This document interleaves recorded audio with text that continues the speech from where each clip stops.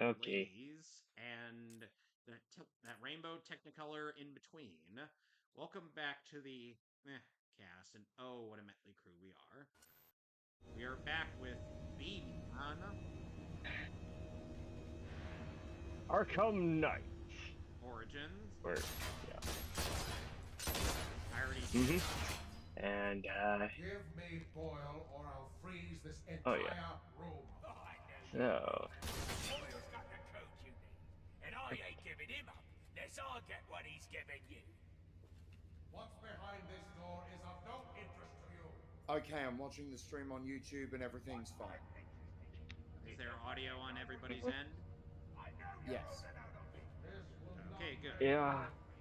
So, when we last left off, Batman beat the shit out of Joker, and now Mr. Freeze has captured the so-called humanitarian known as Ferris Boyle. If you've seen Batman the Animated Series, you already know how this is going to go down. You've got Thomas. Oh yeah. This is a loose adaptation of those events. Wow, that's one hell of a transition.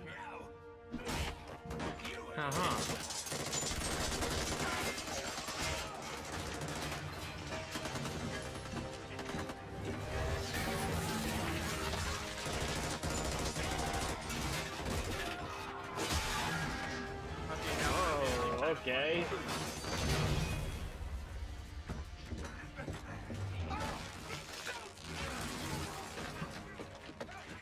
So yeah, right. I'll give you one chance to let him go.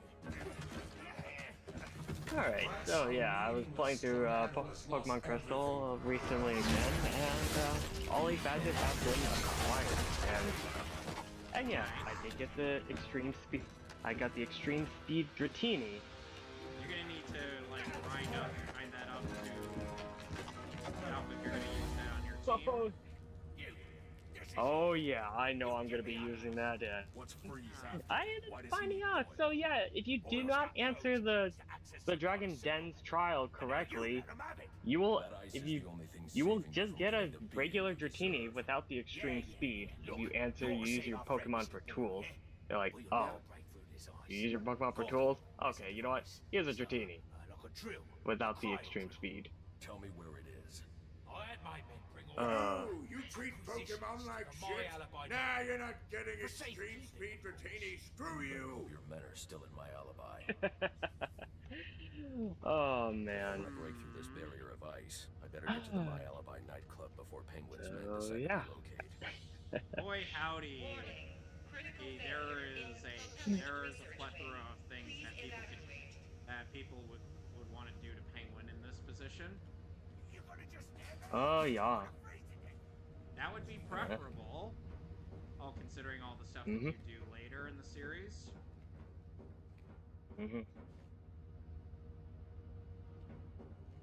But Okay, I guess I will I say, guess I went the wrong way. Now, honestly, a lot of people really like the Cold Heart DLC, mostly because it does a lot of favors for Mr. Freeze as a character. Because we actually get the Arkhamverse adaptation of his origin. Without the XC suit, I'd never survive in that cloud of cryo vapor. Well, at least it beats Arnold's Mr. Freeze, but that's not saying much, I guess. Low-hanging fruit, my guy. Yeah, I figured. So, Damon, how did you feel about the infamous We just gotta stay calm and think of something.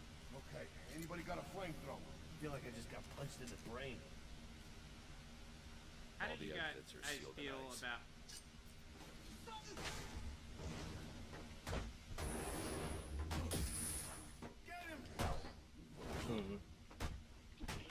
How did you guys feel about Batman and Robin? And when did you first see it? Let's see. I haven't seen the movie in full yet. Not yet. You don't really need to. Nope, I don't think. Nostalgia Critic review though. Yeah, it was through the Nostalgia Critic review I saw that. And we got some of the 'cause famous best lines a in that. bad I credit want a card. Nope. A bad credit card, Let's you not come to you. No! I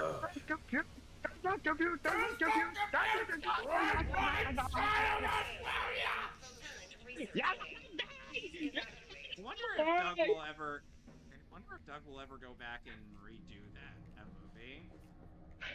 No, Or he's my probably gonna do favorite, the bit anyways. Well, keep in mind. my favorite bit, my favorite other bit from him is go, God damn it! It finally did it! Batman Robin calls me to go batshit crazy! However, I have seen Batman Forever on DVD in the past with my dad.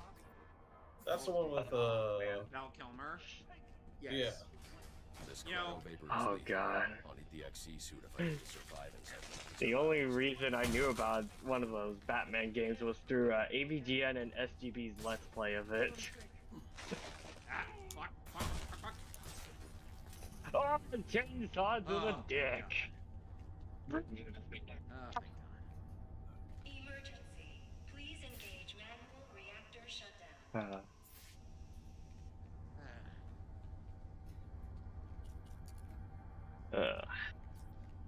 Yeah.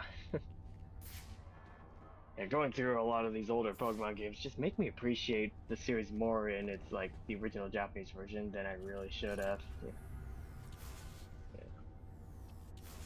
Yeah. I was looking through BTVA, yeah, Claire has gone through 3 different voice actors over the years for English.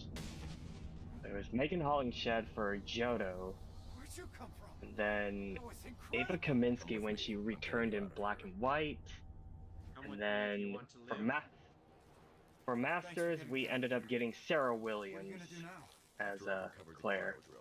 That's an odd And I don't- choice for Isn't voice Freeze casting gonna try to since stop you? her voice With any sounds luck. a bit higher pitched Yeah. than Megan. What's the status of the XC suit?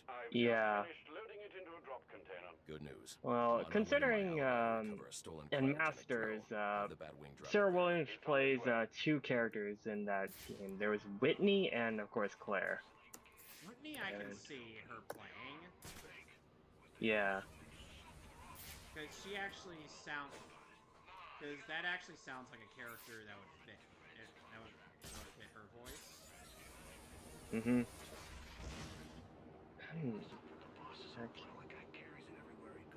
Maybe it's got like a... But I will say I didn't mind her as Claire in Masters. I think it did take me by surprise, honestly, when I did get to listen to it. Out of the 3, yeah, I definitely kind of prefer Sarah Williams as Claire. Definitely shows some extra range she is capable of.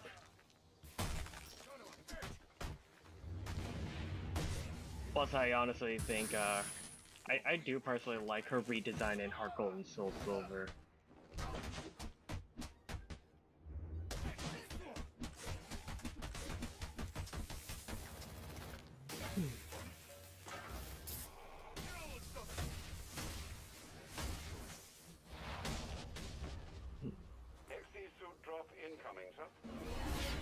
Let's see. Now we're gonna look get. up. And now is though. Oh, we couldn't get a more ridiculous looking bat suit in this game. Came with these friggin' Xbox Doom controller hands. The Xbox Duke. I'm like, I could have sworn that did get a release at some point. Yeah. I've grown enough fuzz because of this. It's a bit big for the hands, don't you think? And again... Well, to tell the truth, Piccolo, these hands... Well, this controller was meant for you, so you are a pretty big guy after all. Is that so, Charlie Doppler? Look at this! Look at this fucking suit! Oh god, he's thick as fuck! Yeah, thick boy. Imagine how absolute Batman would look like with this. Somehow he'd be an even thicker boy than this. He'd be thick as cake, all that shit. Wait a minute. Didn't Nicholas Nicolas Cage tried to audition for Superman, but nothing came out of it. And yes, Except for really a Kevin cameo. Conroy's Batman. Except for a cameo scene in the James Flush. Gunn's favorite movie. Mhm. The Oh, fact the that he shitty Flash movie where a Predator played Barry. and yet people will try to tell me, Yeah. "Oh, where's your proof? Where's your proof?" I'm like, there is so much actual evidence there that it's not even funny, and yet people will be like, Yeah. like defending him as though they're part of his fucking cult. No, Really? no dissimilar to Zack Snyder cultists, anyways. I haven't seen Zack Snyder do anything predatory. Me neither, but it's just like I think the only worst thing he's done is just had bad takes, had controversial takes on Batman. That's Oh. that's literally an out of context bit. Yeah. But the whole bit of him, Yeah, like him saying Batman can get in it. That's just him. That's just him saying that if he weren't earned, you know, that he didn't have any semblance of restraint on him, then theoretically that could be something he can do, but he's not going to because that would be a stupid idea. Because because in essence it's supposed to be like, oh, this is an adaptation and anything can happen in it. yes, Yeah. and Adi Shankar can also go fuck himself under that logic. Because the thing is that while you can argue if I that charge a batarang, I can use it to while knock you out can that argue frozen that some of the security decisions that Zack makes are either bad or good, at the very least there is some semblance of comic accuracy in the decisions that he makes. With Shankar, that's just him writing his fan fiction and then officializing his fan fiction that he's always wanted to put out. It's just him pulling shit out of his own ass. Oh, hey, Loose Lips! How you doing, buddy? And they also And anyone who dare question Addy, he'll be like, "How dare you question my choices? Respect my authority, you biatches!" Oh no, he doesn't do. Oh no, As he worse about proceeds to push, oh no, he proceeds to lash out his own people. No, he's not gonna lash out. He's gonna be like, no, mine's the best. Yeah, he literally flat out said that his stuff was better than Sonic 3. And even the changes what a that fucking Sonic dumbass. The changes that Sonic 3 were not nearly as egregious as the changes in Netflix Devil May Cry. Wow, huge ego up his own ass. Yeah. Honestly, if you want, and to people who are new to Devil May Cry, you're better off sticking to the games. Yeah. Or better yet, just go play watch the games, or go read an actual good fan fiction, and on FF. Or better yet, just go. Or AO3. I've never played the game, so. Oh, good thing I. Well, then you got it. Damon, you got it. I'd also suggest checking out the original Studio Bones adaptation of it. The only thing you're Studio Madhouse animation on that one, because and in fun fact, in that one, Ruben Langdon actually got to come back for that one. Which is peculiar, given the fact that this was dubbed in Texas. And he had to go under a pseudonym in order to get through the hurdles of yeah. But at the very least, it's like, at least that one actually gets all the characters, not only gets the characters correct, but expands on them as well. Yeah, that's because the Devil May Cry anime isn't really adapting any particular part of the series. It's just, you know, telling like a series of mostly non-serialized material. Yeah. And I believe that actually marked Toshiyuki Morikawa's debut as Dante, Yep. as he would go on to voice him in Marvel vs. Capcom 3 and onwards. Yep. Morikawa is an alright Dante. And it's certainly less egregious to hear him as Netflix Dante since, you know, he unlike Johnny, has had a history of voicing the character. Mm-hmm.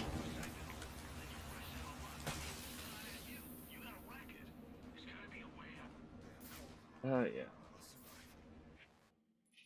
I will survive.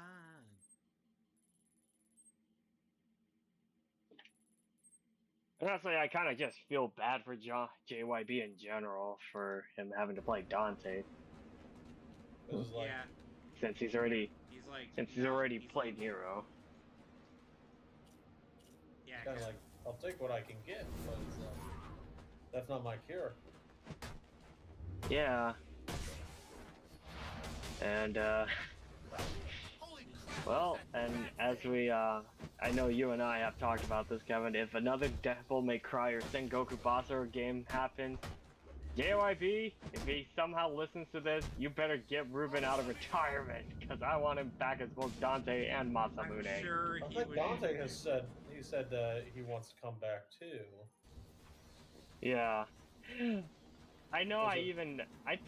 I've talked about this a couple months back, that I did ask JYB this, if another Sengoku Basara game were to happen and he was given the chance to come back as Yukimura, he would do it in a heartbeat.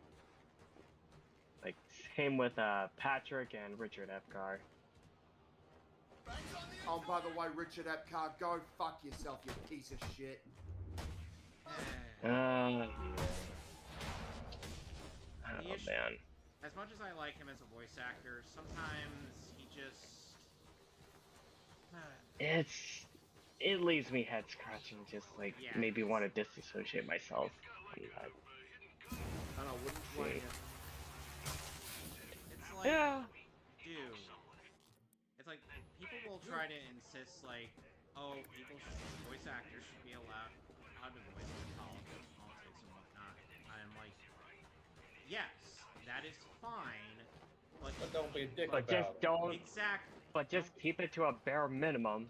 Just don't just don't be an asshole about it. I don't care what politics you preach, just as long as you're not an a-hole. Well, that is always my shtick.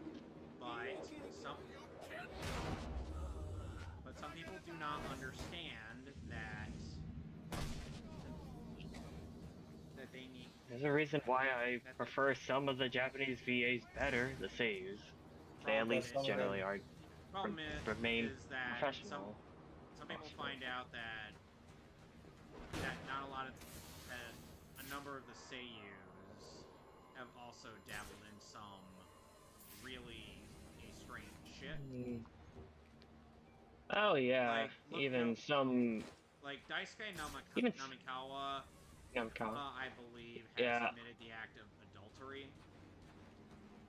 Or how some VAs like Asami Yamai didn't exactly have the greatest experience with Tomokazu Seki, or how he can be a bit questionable, to put it nicely.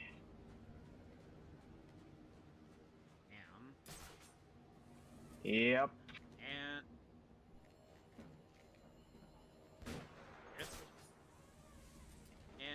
And unfortunately, that also makes it less likely for me to like him as Domon now. Yeah. Which, by the way, speaking of which, especially after. Yep. Go ahead. After having gone through the entirety of Digimon Adventure 2020, I'm like, I want to go back and rewatch G Gundam again.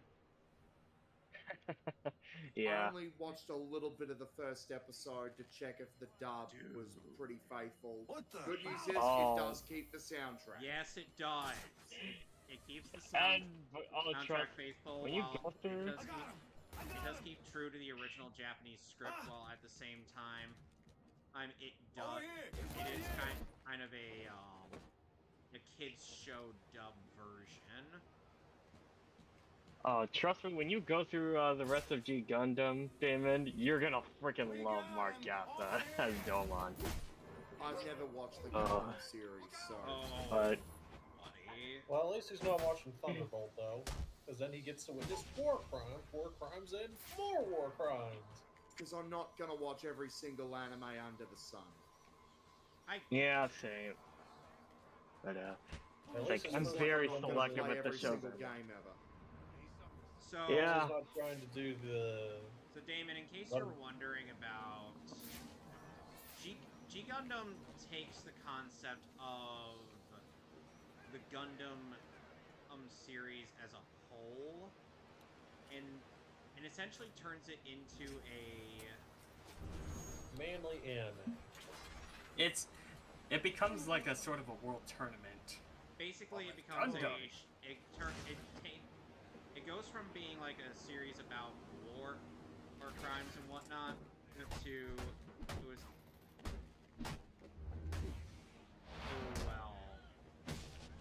it being sent. Who is shooting me? Oh, to it being about a shonen a typical battle shonen series. All right. Which is certainly a choice. Yeah.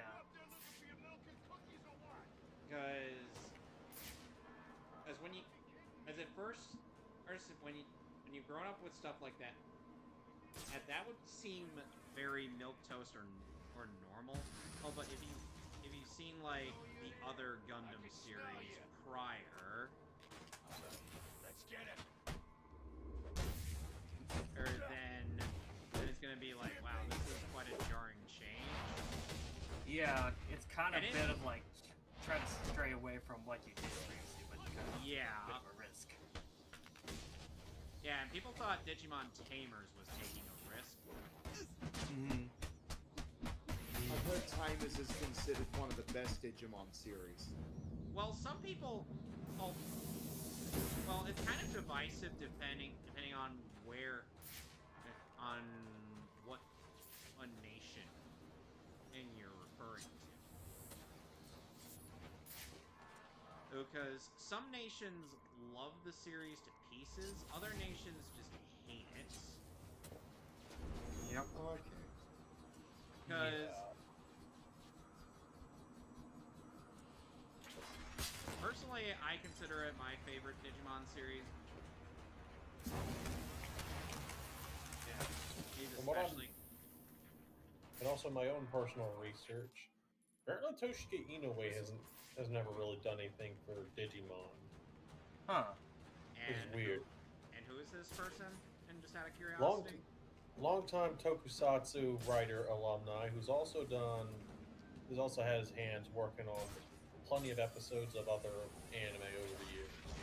So what the best way to put him is that if he's not the main writer of anything, but he's brought on to do an episode, you're basically playing Russian roulette between him actually being able to write something really good. So or what made you look into you're getting this? chaos. It's like I think you said you had brought up someone who was a Sentai alumni that worked on some Digimon stuff at some point. Well, Takayoshi Tanimoto has worked on a number of Sentai stuff. Yeah, as I said, he did some music stuff for Sentai, like as I said, the theme song to Juken Sentai Geki Ranger, and I was insert more song so for wondering, Kawase. like, if there was anyone who'd done stuff with, like, writing credits or anything. That'd be great. Oh, yeah, I'm gonna look. I'm more. Yeah.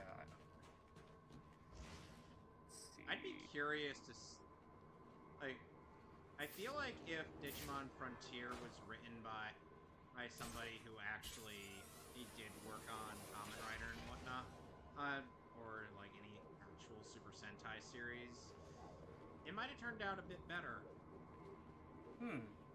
Okay, I at the just very looked up. Yeah, go ahead. Sorry, I'll let you. But yeah, at the very least, for what I'll say is that Inoue is at least someone who works really well if you know how to either constrain him in terms of what he can actually write. Because other times you'll just end up. Because if you let him go full unhinged, then things get kind of crazy. So would it be end up kind of like a Tetsuya Nomura scenario where no one keeps him in check? Well, Which it sadly, depends. It depends on how well you restrain the man, because he can still do some crazy. Because you'll get some batshit insane stuff, sometimes in a very good way though. Yeah, I get that Nomura is the type that would do that could potentially do like good stuff, but the thing is like the reason why Kingdom Hearts 1's story worked and why every other game's story didn't work is because Nomura had a team of writers that would say, okay, why don't we do this instead? In order for it to make sense. Okay. Oh, that's right. I did look up another individual who had his fair share of being involved with Super Sentai, being the head writer for Kaizoku Sentai Gokaiger, and did had a bit of involvement with Deca Ranger. Apparently, he was involved in one of the Mega Rockman.exe. He did. Let's see. Looking through his credits on my anime list, he was the scriptwriter for episode 27 of Rockman.exe. See, this is kind of why for like the Mega Man.exe and Star Force stuff, I would say, get a common writer person to work on that. Or a Tokusatsu, yeah. Yeah, Tokusatsu. Because that's basically common. Because the latter especially is basically common writer Mega Man. Yeah. Except, In fact, it's not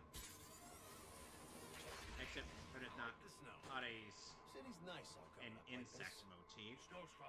Yeah, because looking through his other credits, he definitely had a hand in being involved in Dragon Ball. He did the script for episode 93. As far as his contribution towards DZ was being a theme song lyrics person for the first ending theme lyricist. He also did the theme song lyrics for the 8th DBZ movie, movie 10, and the History of Trunks special. Nice. Yep. Neat.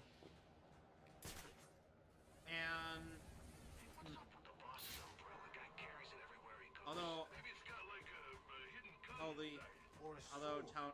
Tony, one thing I would use to describe, one of the more polarizing elements of Digimon Tamers is the fact that right around episode 35, like after after one of our main heroes goes absolutely ballistic and queues up sicko mode. For Guilmon. Which, by the way, if you look up the Digimon in question, and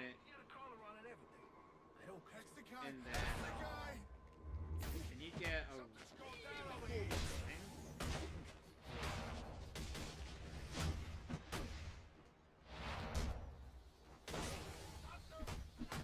and a lot of people kind of describe Tamers as Evangelion, but with Mons. Is that accurate, though? Pretty almost accurate, but minus our hero being a complete... minus our hero being a pussy for most of the series. Because Takato does know when to lock the fuck in.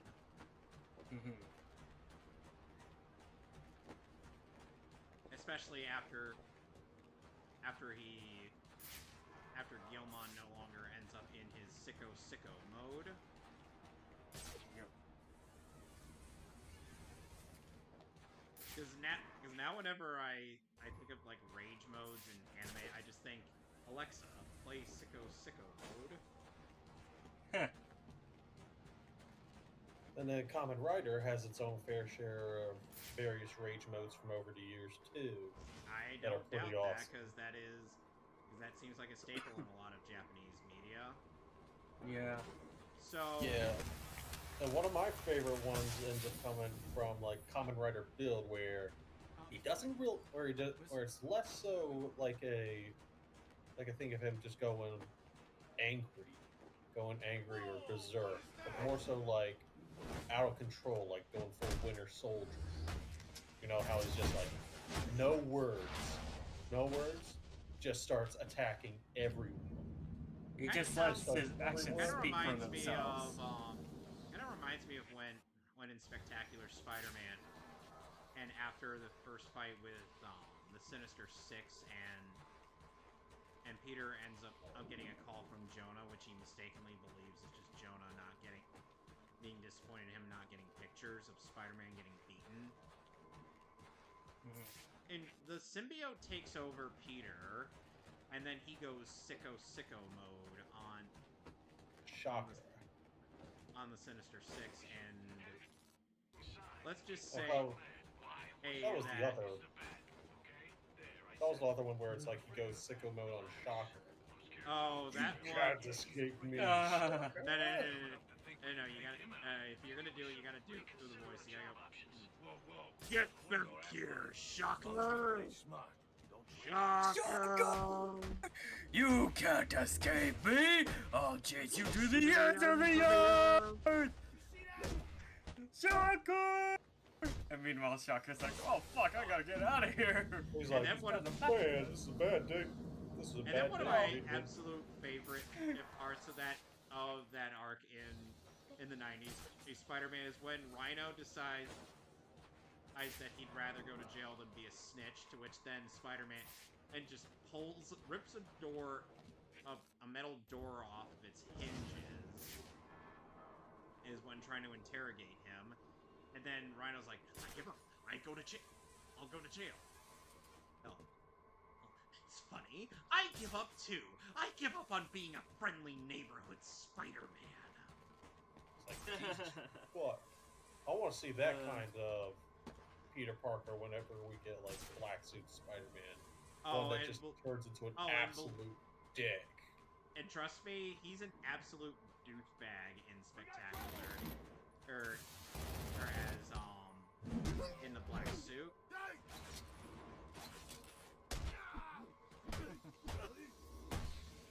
And Josh Keaton does a great job of portraying that. Yep. And that he does. There's a reason why he's my favorite voice for Spider-Man. Oh yeah. I think he's right up there with Christopher Daniel Barnes. That's being one of my favorites. Because, like, I swear to God, when I listened to his voice in Marvel vs. Capcom 1, I initially thought that was Christopher Daniel Barnes, but it was a completely different person. Look out! Someone by Here the name comes of, the Spider-Man. And the police, its who goes under the name of Patrick Chilvers, who sounded kind of similar enough to Christopher Daniel Barnes, but he only voiced him in the Capcom fighters specifically. When they walk down the streets, we avert our Because like they were able to get most of the X-Men VAs, with Silver Samurai being the one exception, since Silver Samurai was primarily played by one of the sound designers for Street Fighter 2. They want power, and the badge gives it to them. Instead of getting Dennis Akiyama. For protection, instead inspire fear. As if there isn't enough going on tonight. Damn it, the bombs are still active. There must be a second failsafe detonator nearby. I don't have much time. Of course not. This is certainly a side quest. Did you fight Mr. Freeze yet? No.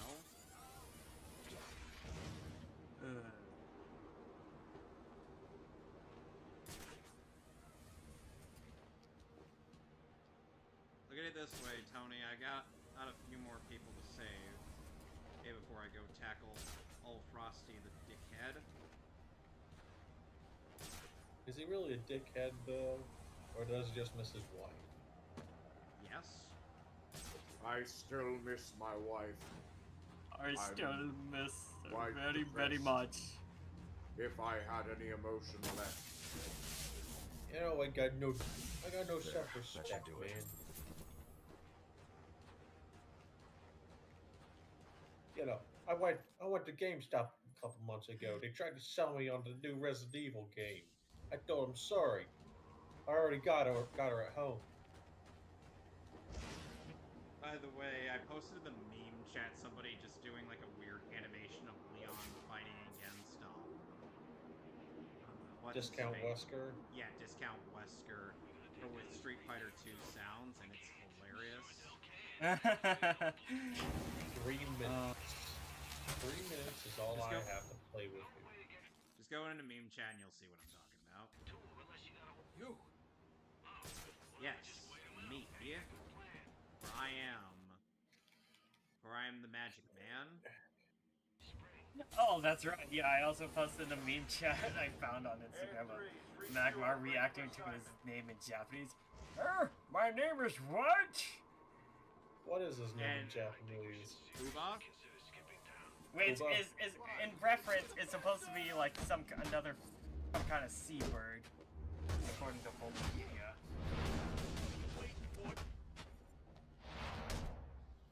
Yep.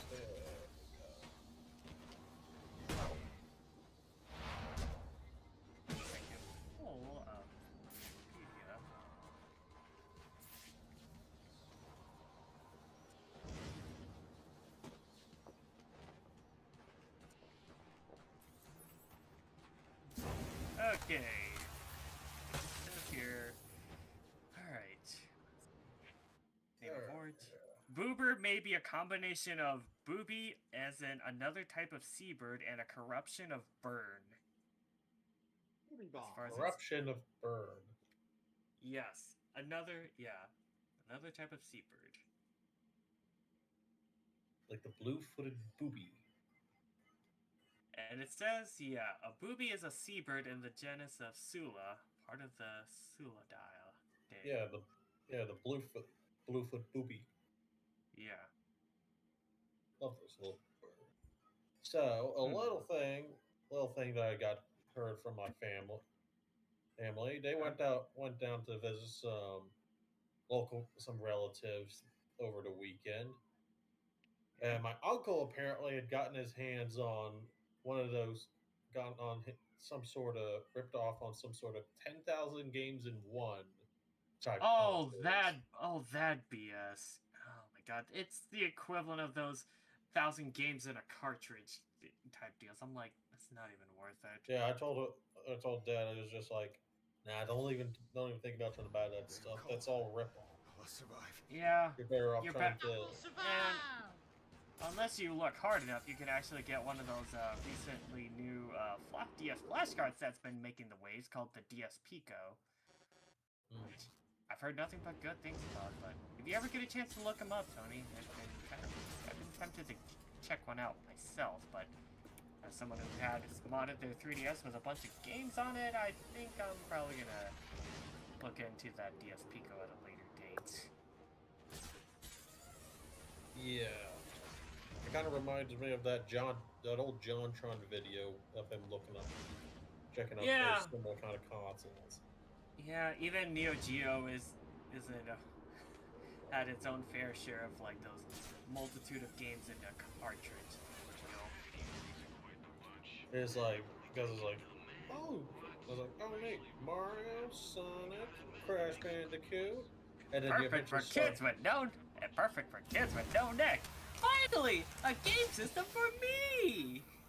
And then you eventually start going through. How does it have 10,000 games in one? Oh wait, it's got the moment he removes the moment he removes that little cartridge that goes under the controller, it's like, oh, well, there it is.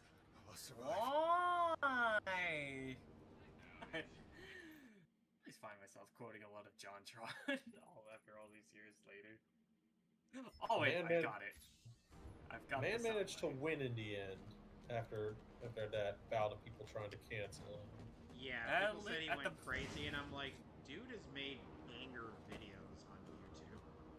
And even when he does eventually come back, he's still got it after all these years. He is a man who disappears after a while, but then comes learns- back. He learns And the art of Vic Mignogna. He's living out the good life. No, I got you covered. We're lying low. Why? And that's exactly why we're lying low. I did see his big bad Beetleborg where he had like the green screen bit. Off we go, and he just destroys the green screen. Or the one where the one from a while back where he's like, Gwyneth Paltrow's goop. I heard it. Yeah, I did see his old Star Wars game review, and Yoda in that episode he did. Yeah, Yoda was voiced by Zach Hadel, who plays Gleb and Charlie of Smiling Friends. Well, I know how you feel, man, but really sure you really want to commit to this, man? I just want to talk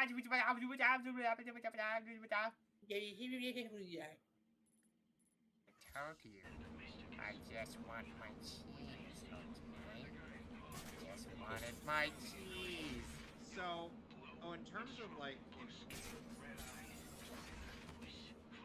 in terms of what I have experienced through the Digimon Unadventure reboot, it's like, you know how even though some people could question would look at the dubs and would be like, okay, yeah, this was a really stupid decision. Yeah. On our part. Oh yeah. But at the same time, it was still, somewhat charming. And because these were dubs made for kids, that they could actually get away with this. Oh yeah. Like, there is a difference between it being made for children, so they're allowed to be a not entirely one-to-one. Or they can also just have fun with it. They also try and be accurate. Yeah. It's like, just because you got something for kids doesn't mean you gotta half-ass it. I know. That's why I kind of appreciate Beat Break, where they kept most of the character names intact. Well, they did that with Ghost Game as well. Yeah, that too. And but honestly, I could have done with probably having someone else playing Tomoro Tenma. Yeah, because Benno Robinson has been in at least 3 Digimon dubs. I'll be fine. Yeah. Playing a main role. I owe you one. Because first we have him as Reboot Otai, and I'm gonna be honest. There's Taichi Yagami. Yeah. There's nothing about his voice of Tai or hell, Yuko Sanpei's voice as him. Honestly, really it just stands out. And honestly, he just doesn't hit the same levels as either Joshua Seth or Toshihiko Fujita. Rest in peace. Who was the first voice for Big Mama in One Piece, before all subsequent appearances of her would be played by Mami Koyama, who was Launch in Dragon Ball, as well as Arale. But Dragon Ball tangent aside, yeah. But yeah, it's like, Josh may have had some lines that were a little bit stilted, but at the same time, he's still, even in well over 20 years later, he can still play the character.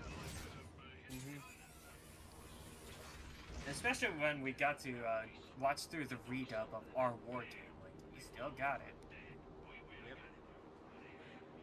I still love how he was like, give me a drink.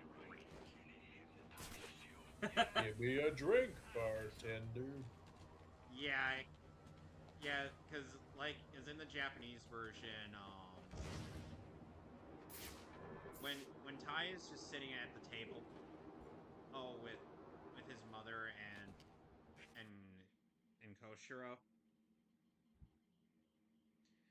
Oh, he's just... He's more or less as frustrated. When he's frustrated, he just tells him on Frank, to which then he retorts in the dub. Sometimes I wonder where I went wrong with you.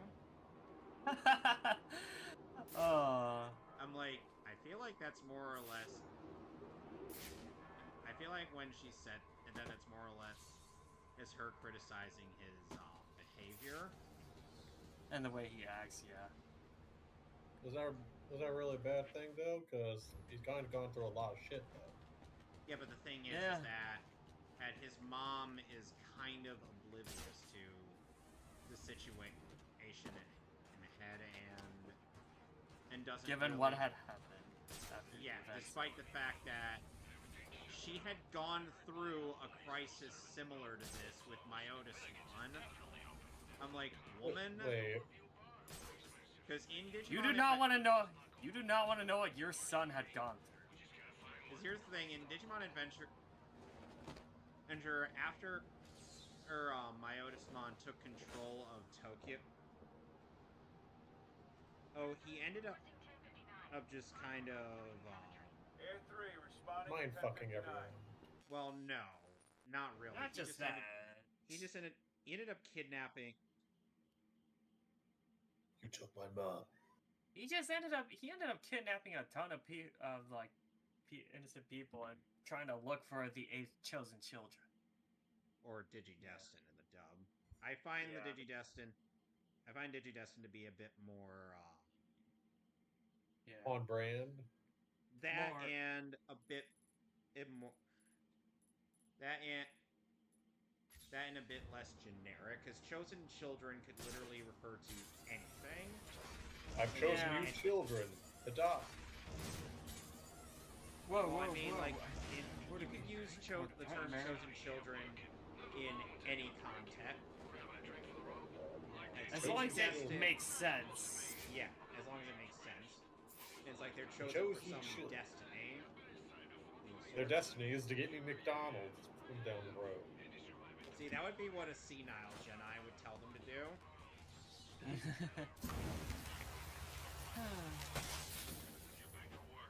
Alright, so good news is we don't have to rescue any more victims outside of Gotham. Now we just gotta go find the Anarchy. The Anarchy? Well, the Anarchy. Sons of Anarchy? No, because that would imply Ron Perlman was in this. Hey, Batman! I gonna shove the Pepsi up my ass. How you like them apples?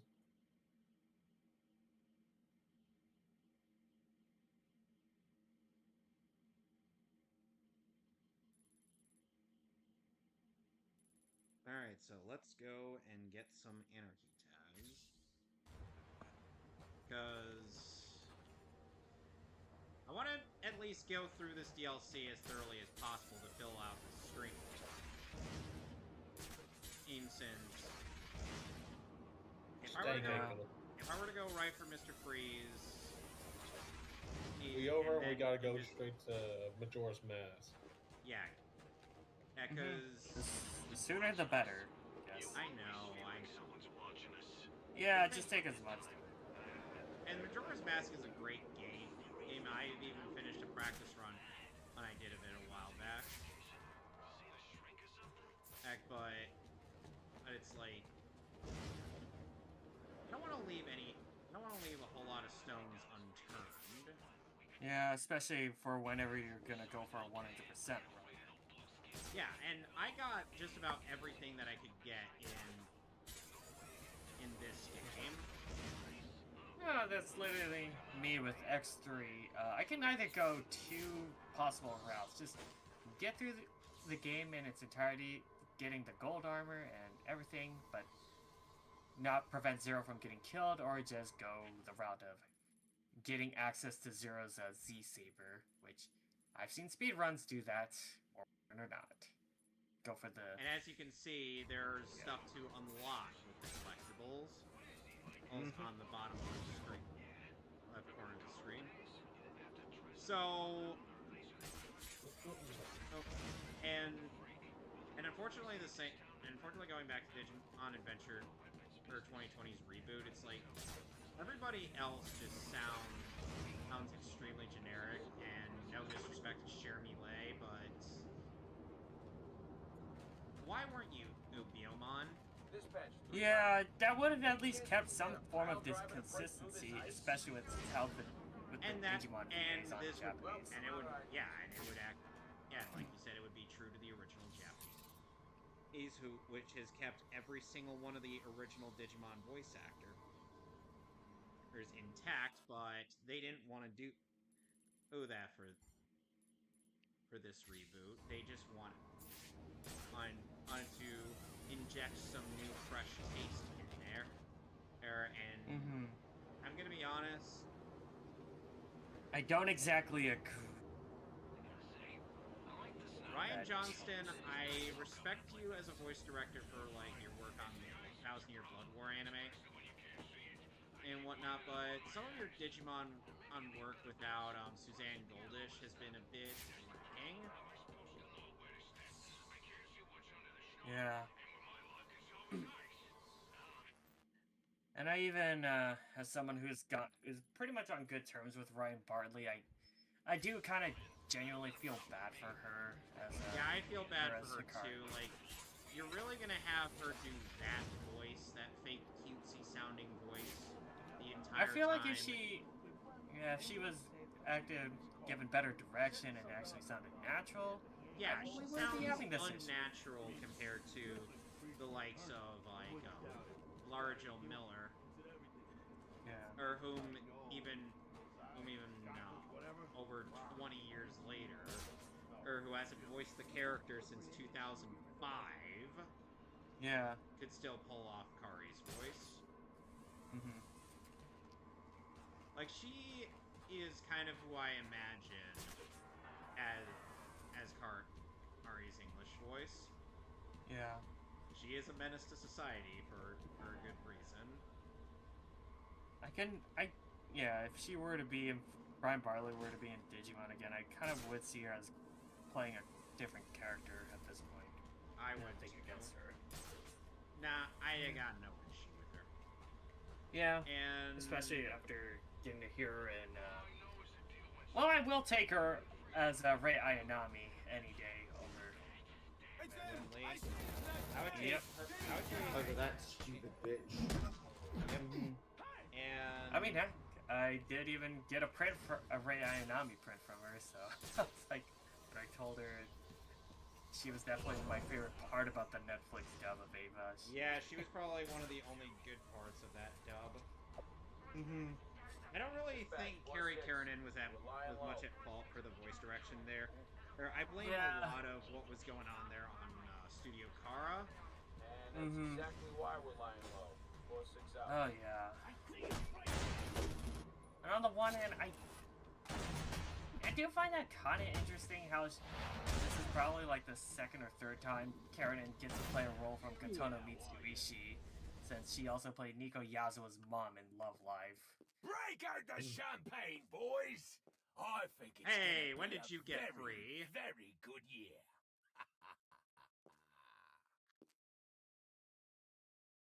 Seriously, when did he get free? Oh God, the locks.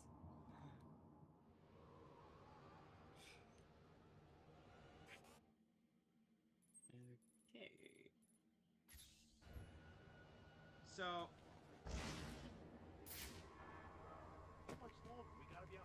Yeah, even. Penguin said the way. Yeah, the Digimon voice performances were lacking, and so were the human characters' voices. But if that were the most offensive part of it, I could let it go, but I can't. And because the characterization of this version of the cast is about as engaging as a flat piece of cardboard. More like wet tissue, but who am I to judge? Yeah. Like Like, everybody is just the generic type of headstrong. Like, headstrong to take you on. Headstrong take on anyone. Oh, man. I feel bad for Susie Young as well, as Mimi. Mimi's the only one who has actual character in this series. And that's a damn shame. It's like a veteran almost who was involved in the production. Probably did out of spite because they probably didn't like the direction the 2020 series was going. What? Fuck y'all. Maybe I'm gonna flesh her the fuck out. She isn't really that much fleshed out. She's just kind of, she is more or less just kind of there. Yeah.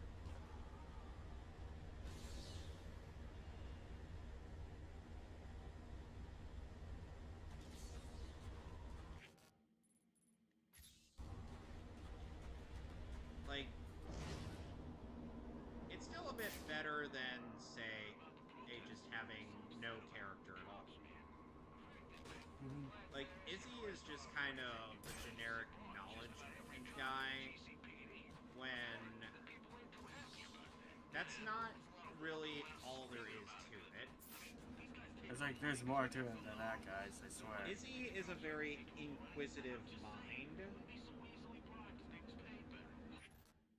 And like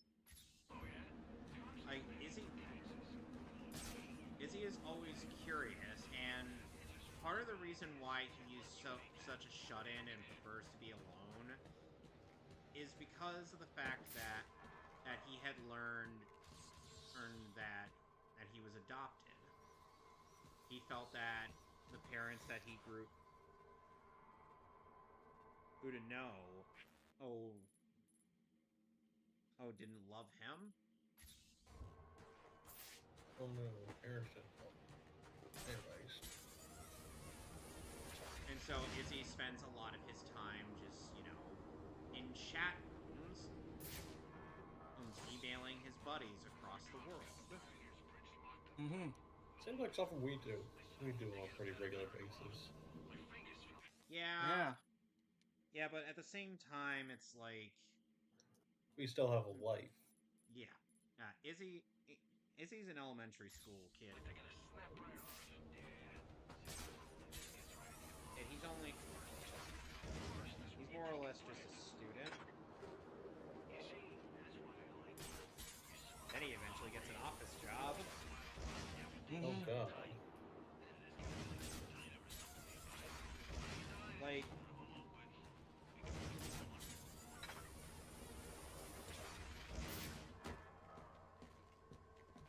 but nowhere in the adventure reboots does Izzy display any of the traits that made him such an engaging character or fan favorite in the OG.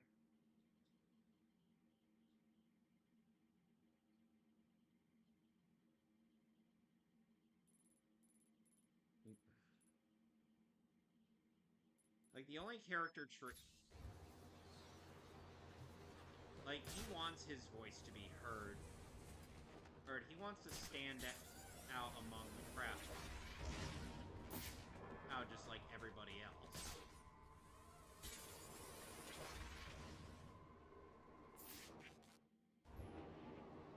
And I'm like, that's not really even fitting. It's not really befitting of someone who is knowledgeable. Right. Oh yeah, baby. Take that shield. We got some action. He's going down.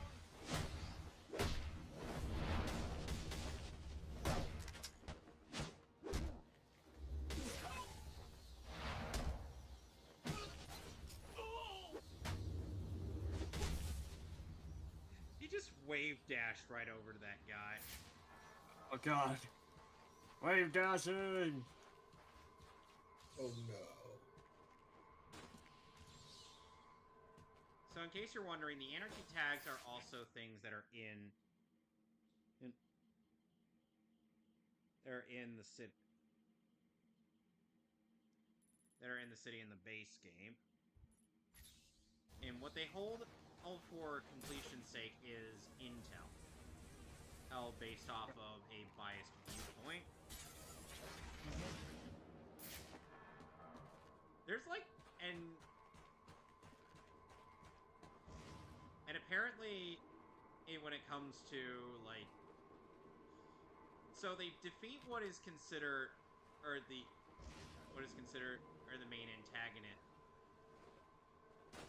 and within the first 50 episodes. So you're wondering, what are the other 67 episodes it's going to be about? Introspection. We find out that it's about them hunting the Crest. Yeah. You know, something that was taken care of within, say, the first, or within the second arc of the original series. Yeah.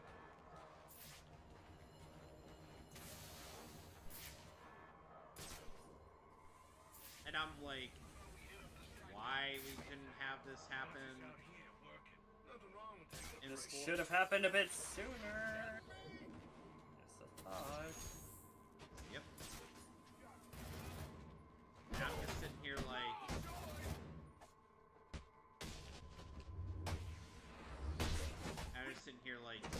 guys,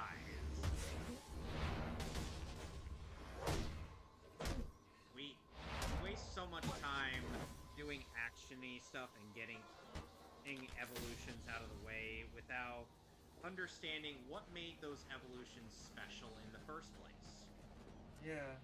Because Digivolution is not just, X Digimon evolved.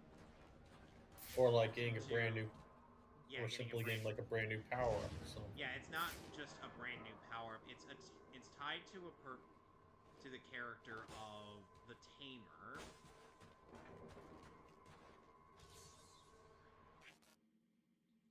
Or as in, this isn't just a character trait. This isn't just us like something exclusive to the Mons in question. This is something that is also intrinsically tied to the human characters as well. As they go through personal growth and whatnot, so do the Digimon.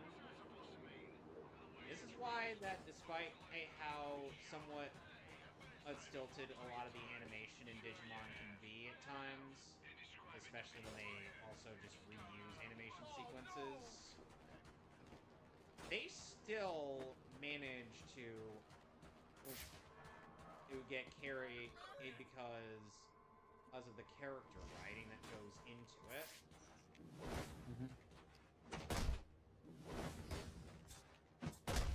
Alright. Now on to crystals. So, after tons and tons of grinding, I've gotten everyone up to level 54. Swag. Nice. Yep. Who's your starter? All right.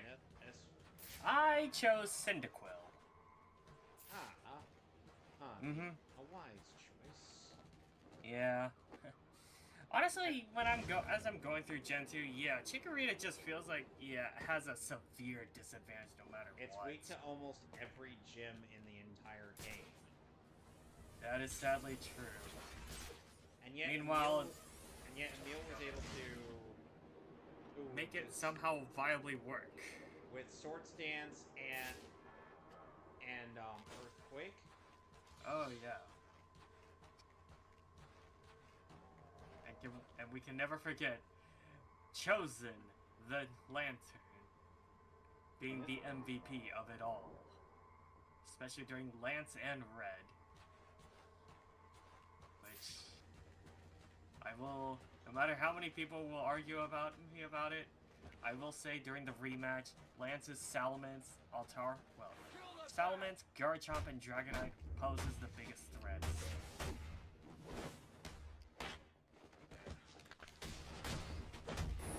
Namely the fact that Dragonite is even more teeth because it has Hyper Beam and Draco Meteor. Don't let him hurt me!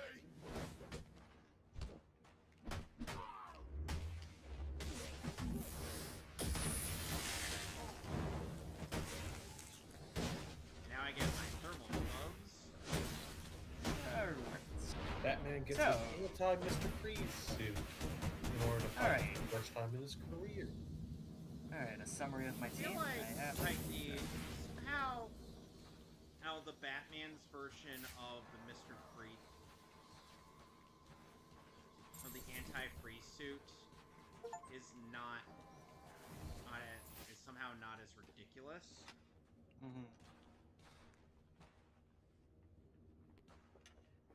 Alright. I've assembled the cryo drill, Alright, but it requires summary some of my kind of team. I superconducting have fluid to operate. starting off with Typhlosion with an organic charcoal, supercoolant used in an experimental Raichu, lab run by one Victor Espeon, Freeze. Suicune, Mr. Dragonair, It who seems is too great one a level coincidence away to from ignore. becoming a It Dragonite, says here and that Various had Nidoking. Mr. Freeze's lab shut down. If he's a disgruntled employee out for Now I can revenge, kind and this is of about more go than just two ways. stealing Just have it weapons evolve tech. straight to a Freeze's lab is under Dragonite, quarantine. or if I just Some kind of leave it accident. I'm on my way back as a to Dragonair Rockport until now. it's at level 57, because it learns Outrage till then. I think... Level it up. I feel like in Heart Gold, Soul Silver, the moveset of each of the starters gets much better by then. Yeah, although I do find that head scratching with Typhlosion in particular, because it does not learn Flamethrower until it's at level 60 in Gen 2.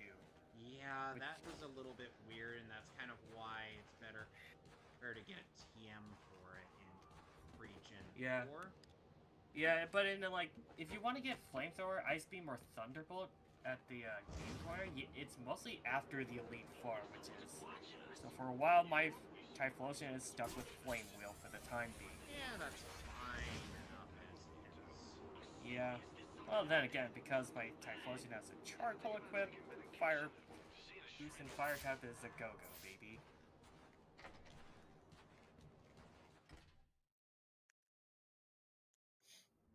Security breach in You your know, organic Tony, going back to what I was talking about with Tamers, is like, one of the parts of Tamers that is a bit bizarre is how during certain transformation sequences, our main characters end up with a bit of an out-of-clothes experience. Yeah, something that would get banned in the UK nowadays. Which is a bit something out of the unusual for Digimon standards.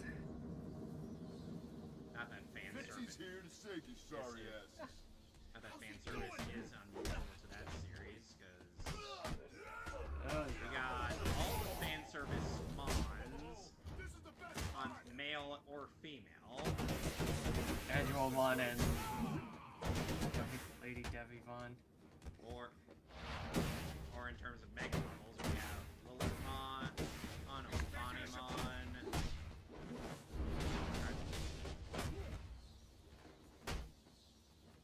Let's see. Mastemon, who is a fusion of Angelmon and Devimon. And let's just say that during the sequence in which they debuted in, which was Digimon Story Cyber Sleuth. Yeah. That was a massive tease. Oh yeah. Cause you got these two. You're the Batman. Like the way that it's framed in the animation makes it look like they're about to kiss. Yeah. They just touch heads. Oh yeah. before they fused together, and I'm like, lame. You had us for the first few parts, and then you lost us. How did you do that? Alright, I'm gonna go ahead and get back for tonight, y'all. Alright. Alright. My disappointment is immeasurable. And my day is ruined.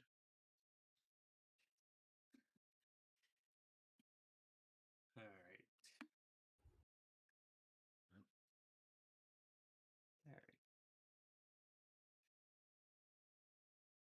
Okay, yeah, now I remember something I did took issue with Crystal, is that whenever you catch Lugia and Ho-Oh, and thank you Chugacon Emil for pointing this out, they don't even have their signature moves when you find them in Crystal.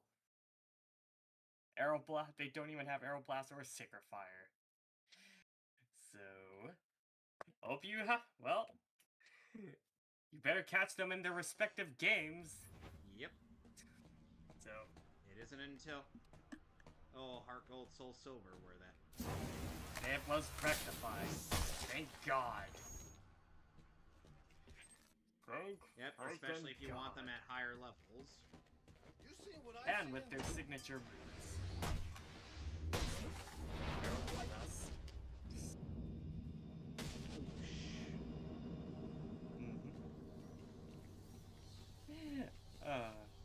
I love, thank you, Johnny. Oh man, I remember the time I caught Lugia in the bathroom. What was that? I'll need to evacuate this lab of cryo. That was during Brain Scratch's Pokemon Crystal playthrough, where Ted was severely, it was like 15 levels below the Lugia and Ho-Oh. It was right after he just dealt with catching Raikou and Entei. Gonna be essential. To disable those two power conduits to stop. There are power conduits running through the greenhouses. I should be able to disable them with a thermocharged batarang. I need to disable those two power conduits to stop that reactor leak. Then I need to ventilate the room of cryo vapor. And away. Danger. Cryogenic reactor. Hold it! Are you going to take the Pokemon League challenge? Don't make me laugh. You're so much weaker than I am. I'm not like I was before. I now have the best and strongest Pokemon with me. I'm invincible. Zero, I challenge you. You know, I'm kind of reminded of the fact that Silver just be like, and then Silver sees your team, you're like, and he's like, oh. Your Pokemon are 20 levels ahead. Oh, shoot.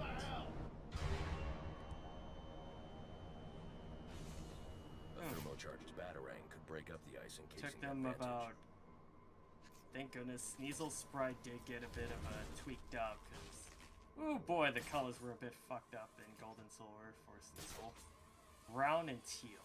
What the heck? Indeed. Oh, now I gotta deal with... Alright. Silver sends out for Alligator. Gonna take up a guard position. It's got a nice ass if you look at its back sprite. In Gen 3 especially.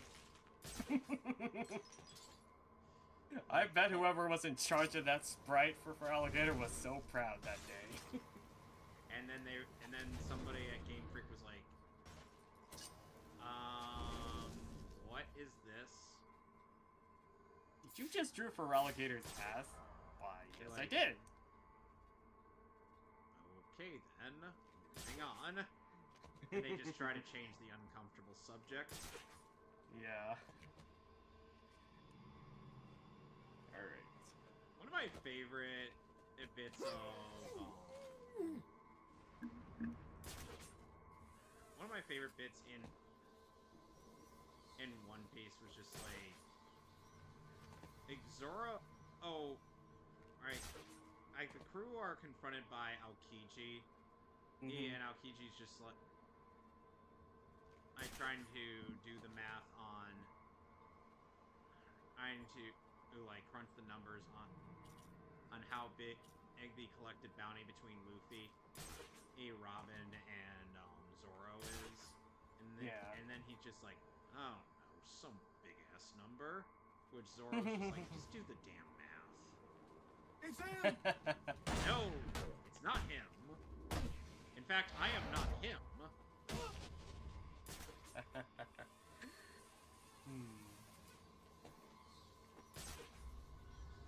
Alright. Too late. Everyone get over here. Go bat. Oh, you busted up bad.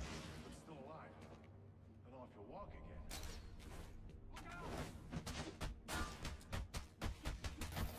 Alright. But yeah, during the intervening time before I dealt with Claire, I was like, I decided, you know what, for my water Pokemon, I decided to settle on Suicune, and... Epic slave. Yep. Well, then again, yeah. Sorry, I couldn't resist that reference to Emil's OG Crystal playthrough. Oh, yeah. So, I decided, you know what, I'll bring out Scizor just to weaken it, and then Gengar for the hypnosis, and tried to throw a couple Ultra Balls. Didn't go in, but I was like, you know what, let's try a Pokeball. Let's see what happens. Didn't it? Oh, yes, it did.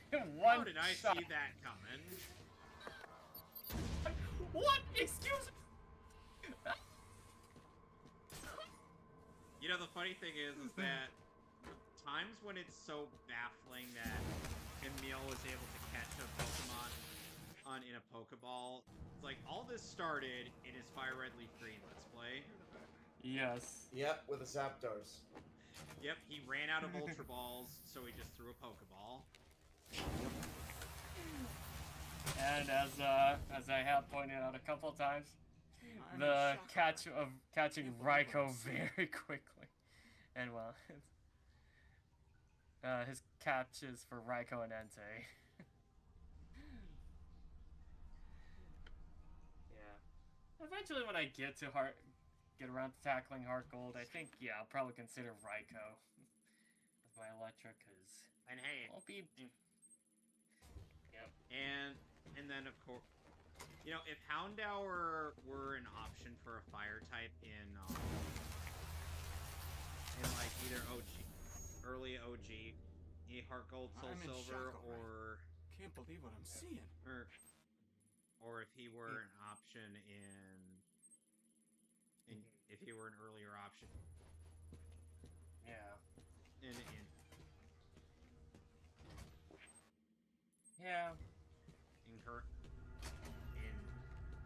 Heart Gold or in OG Crystal, then I would have then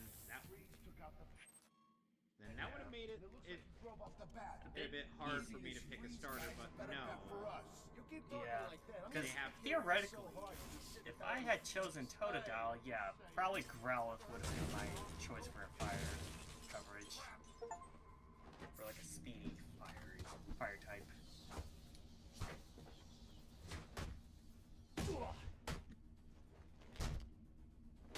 Alright. Last Pokemon's Hunter.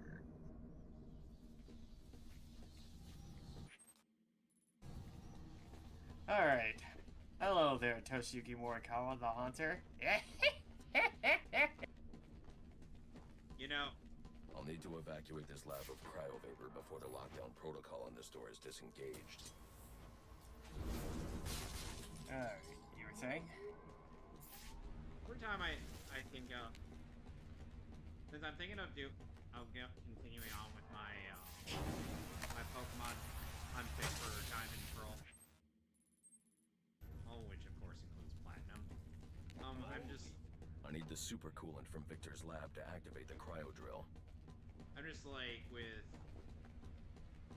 I wanted to make like a gag where our heroes go inside of like the haunted mansion in Eternal Forest, and that would be where we'd find out that Barry is actually afraid of ghosts. We're going on here than a simple accident. The security guard's skin has the same blue coloration as Freeze's.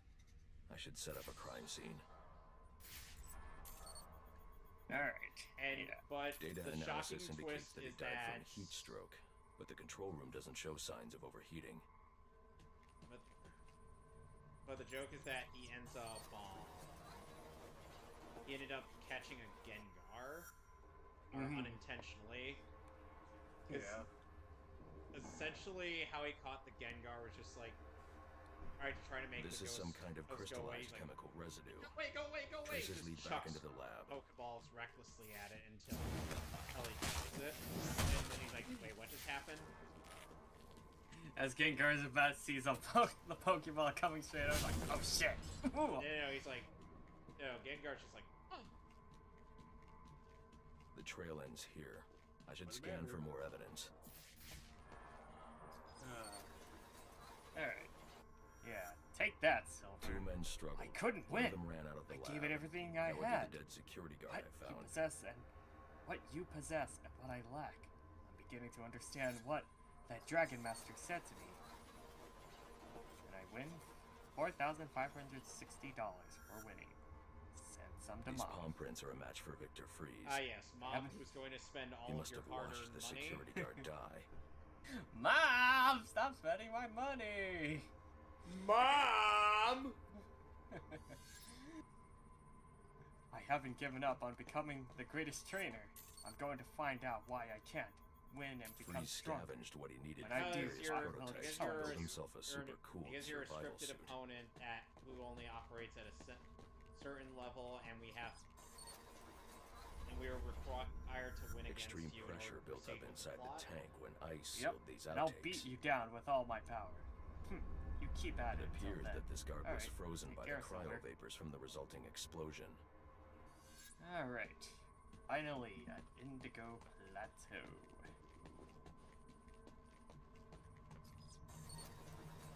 The evidence suggests the guard was frozen before the tank ruptured, perhaps by Freeze's cryo cannon. These DNA traces are a match for Victor Freeze. Spatter analysis suggests a blunt impact. Someone assaulted Freeze with a weapon. Okay. The cannon was knocked over and fired. When the tank exploded, it released a plume of cryochemicals. The plume enveloped Freeze and the guard, but the shockwave knocked the assailant clear. I need to find that weapon. It may have evidence I can use to identify the assailant.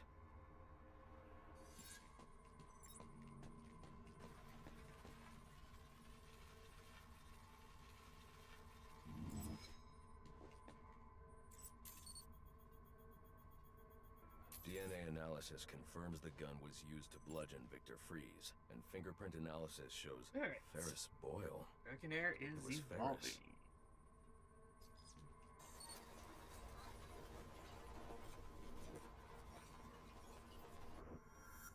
Huzzah! Something Your was Dragonair removed through evolved this into fluid, a Dragonite. possibly a gurney. The fluid must have It wants to frozen learn almost wing attack. immediately for these tracks to have been preserved. No thank you, I am good. Because Dragonite will be my flying. Will be my cover for fly. Odd. Freeze was secretly doing research on Huntington's Korea. But this is a cryogenic weapons lab. The test subject was Nora Freeze. Yeah. Now I know what happened here. Boyle hired Victor to help advance the secret cryoweapons Oh program right, within yeah, I Gulf Corp. remember.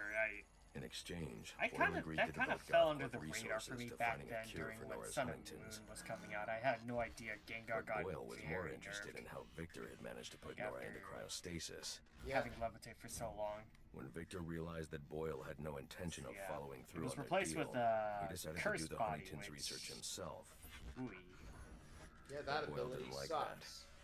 I'm like... The cryochemical It's cocktail almost like altered someone at Victor's Game Break was like, huh, as he's well as the standing guards. flat, perfectly fine on the ground. Boyle escaped Hey, out of the let's plume replace and had the his lab ability with quarantined. Levitate. Victor survived, Out of your but mind? knew that leaving the Oh, super trust cool me, lab would trust kill me. him. I know what I'm doing. So he built himself a suit Okay. and utilized an You say, organic boss. supercoolant to keep his core temperature sub-zero. All this violence. Alright. He's just trying to save his dying wife. As much as I like Dragon Breath, I'm just gonna replace it with Ice Punch for the time being. Until it eventually learns Outrage.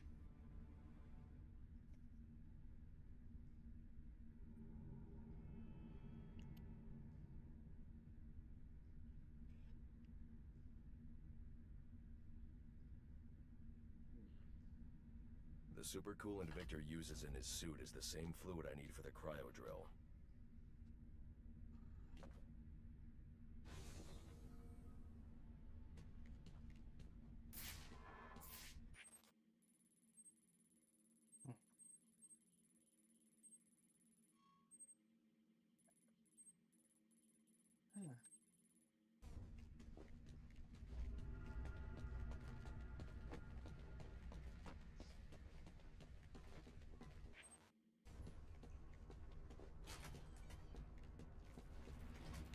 Alfred, send Gordon the evidence I've gathered on Boyle's crimes. I'm sorry, Master Bruce. I know you had high hopes for what Ferris could do for Gotham. That doesn't matter now. Victor's plan was never to kill Boyle. He needs Boyle's security access to get his wife out of GothCorp. That's all he wants. And now, you're going to stop him? I have to. And are you still going to need that gurney? I am. But not for Victor. Oh boy! Damn, Bruce. You know what I'm gonna do when I get out of here? I'm gonna have Candy pour me a nice hot bath. Drill. I'm trying, boss. This ice is tough. Trying, Hello, boss. gentlemen. The ice is tough. Have you heard the good word of our Lord and Savior Jesus Christ? Drip. Boink.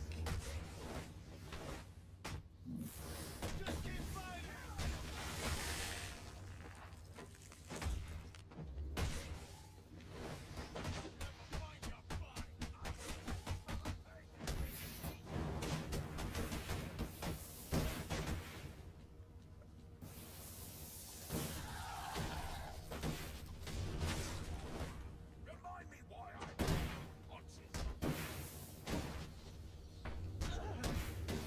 Oh, you're a cold-hearted bastard, you know that? So my wife keeps telling me. You're gonna get me on this damn iceberg? You're good right where you are. But you can't leave me here. I'll freeze to death. Not my problem. Oh, See, I'm surprised. The penguin is stuck in there. Hang you with that bloody He's cape, you stuck hear of me? ice. God damn. Yeah, good luck with that. It's gonna take a hell long. Get out of there. You're not gonna make me die, are you? He could. He doesn't Not have to save interested. you. Oh, you can't leave me here, Batman. I'm freezing to death. Does there exist a route? No, there does not. I'm gonna make your life a living hell. You hear me, you pointy-head freak? Oh, I get the very distinct feeling that's true. That you are going to be a problem later in life. Oh, What do boy. you mean by that? You got a price, yeah? Simple. Trust me, you do not want to know, my friend. A couple more games of this nonsense.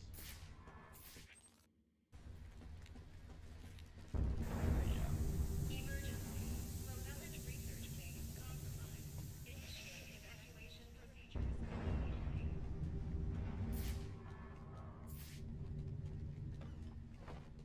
The body core temperature is dangerously low. All I want is to get Nora and leave.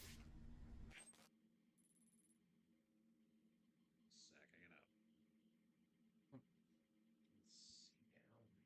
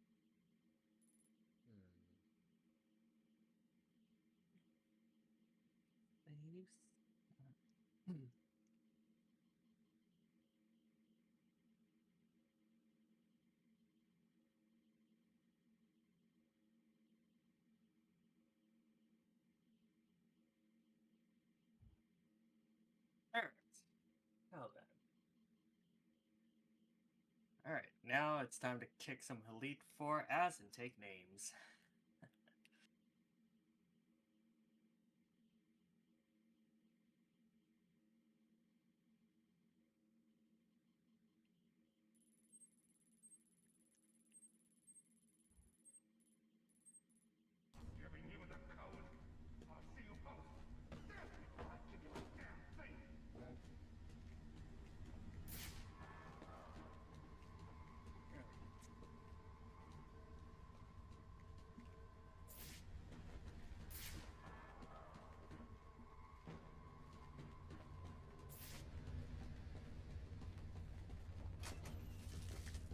Oh, you're a cold-hearted bastard, you know that? Sorry, I'm just looking for the last guy.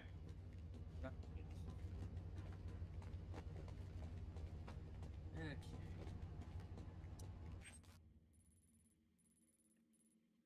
Come on, Batman. You got a price, yeah? Name it. It's yours.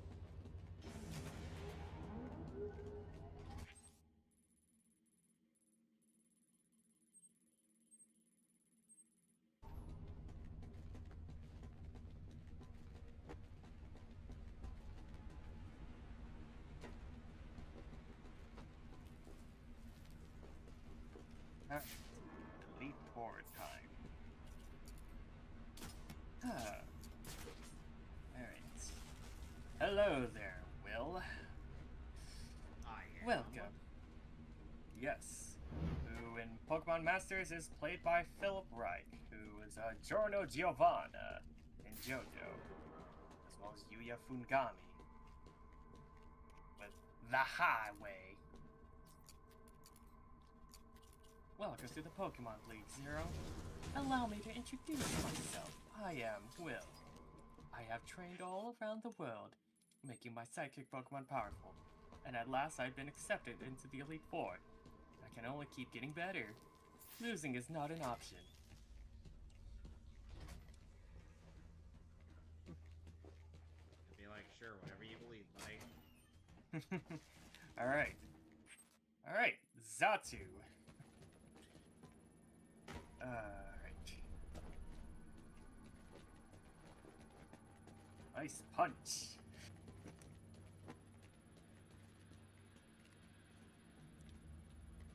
Dead.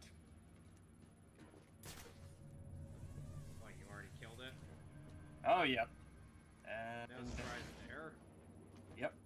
Alright. Hello, Jinx. Ah, racially insensitive stereotype. Go away. Ah!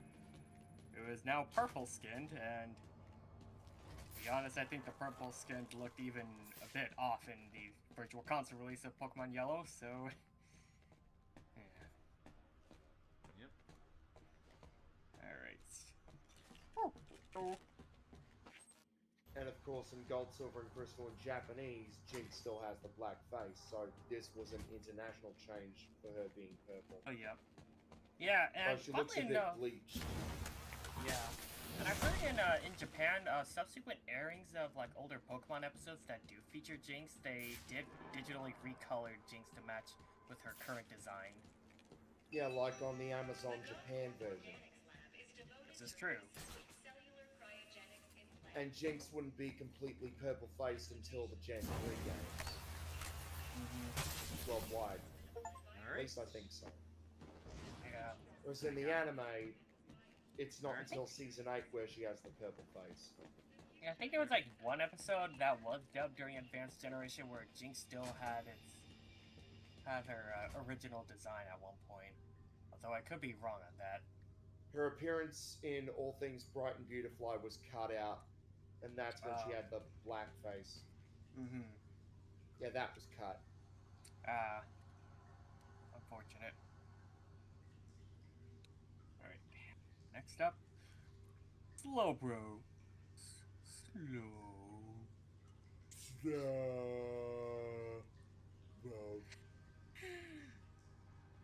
I wouldn't mind if you had a Slow King. Well, behave. See, a Slow King would actually make sense, but apparently there isn't enough of room room for more actual Gen 2 variety. Yeah.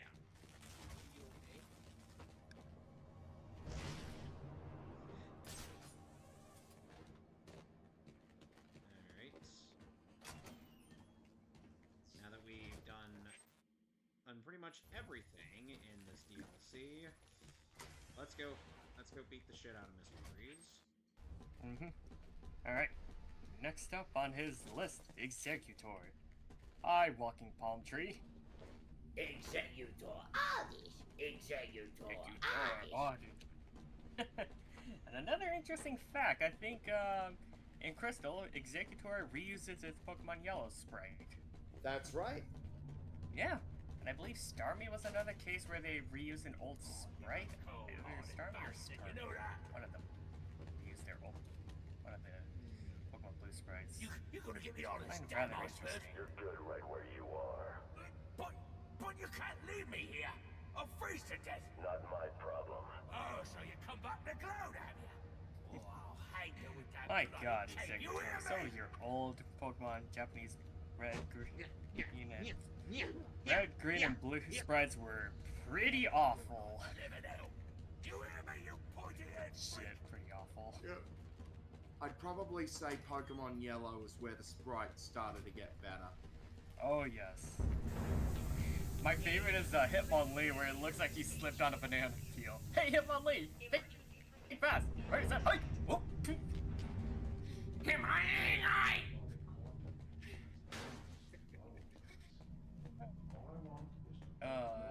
Even more funny how, out of all the Pokemon in Smash 64, Hitmonlee was kept as is.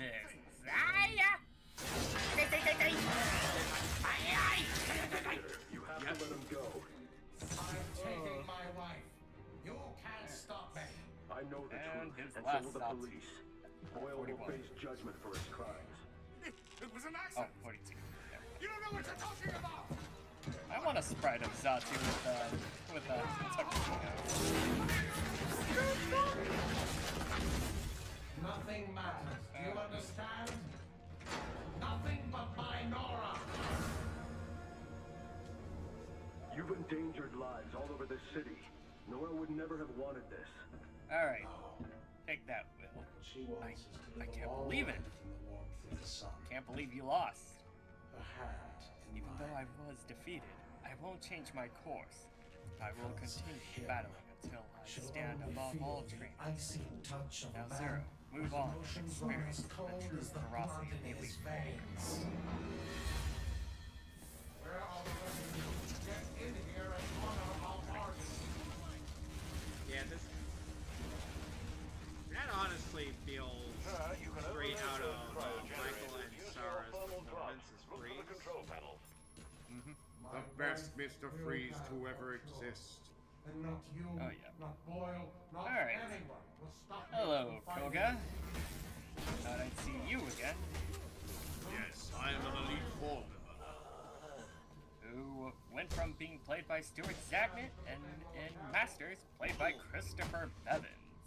Yeah, he did a decent amount of voice doing. A bunch of anime does. Yep, he was Especially the, GT. I know he did had a hand in helping out with the English dub for Sengoku Basara, and with Judge End, he helped with, it was a collaborative effort between him and Taliesin Jap, where Bevins handled the Texas side of things, while Taliesin handled the LA side.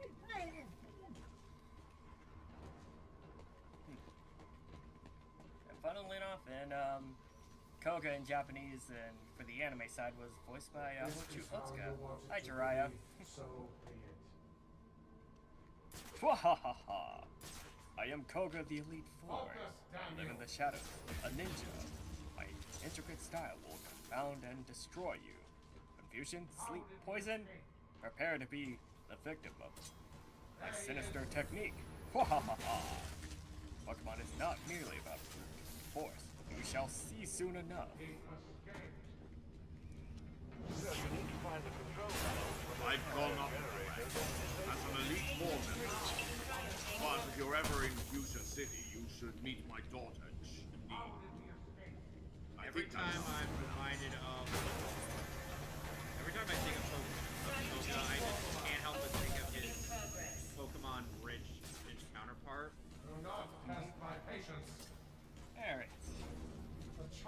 right off the bat, he starts out with an Ariados. And interestingly, in the episode that we took a showdown, Koga's Golbat was actually dubbed. Huh, interesting. Normally they would have Yeah, kept because... Yeah, it's dubbed because Golbat like that kind of sound. Yeah. Whereas in the dub it was like Golbat, but usually Golbat keeps its voice like. Yeah. Alright. Fortress. And with just a simple flame wheel, you are down for the count. I love how Brock's back when it was a Pineco, he was so happy-go-lucky to just self-destruct when it feels yeah, it was like, Pineco. And I will say that I would have kept Fortress's Japanese voice, which goes, whoa! Alright. In fact, it was kept in episode 4 of Advanced Generation. Yeah, that's one of the few times Fortress kept its voice when it was mostly dubbed in the 4Kids era. And hello, Muck. More mooks. No, your name is Muck. Come! Oh, I forgot. That's Muck spelled backwards. Yep. Meanwhile, when Johnny finds out what is Muck spelled backwards, he gets disgusted. I'm gonna put him back in the PC. I feel so violated. And in Japanese it's called Kyuicho Ishizuka, who also played Kingler.